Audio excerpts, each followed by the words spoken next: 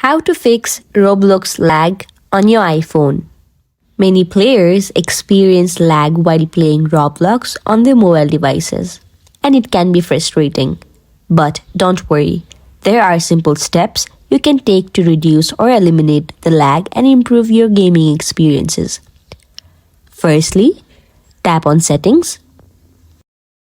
Now scroll on your screen and find the option called General. Tap on it. Once you tap on it, scroll down again and tap on the option called iPhone Storage. Now you have to scroll down and find your app called Roblox. Scroll down, tap on Show All, and there you go, Roblox. Tap on Offload App. Once you tap on it, it will offload the app. Now you're required to reinstall the app, which will automatically fix the lag on your iPhone while playing Roblox.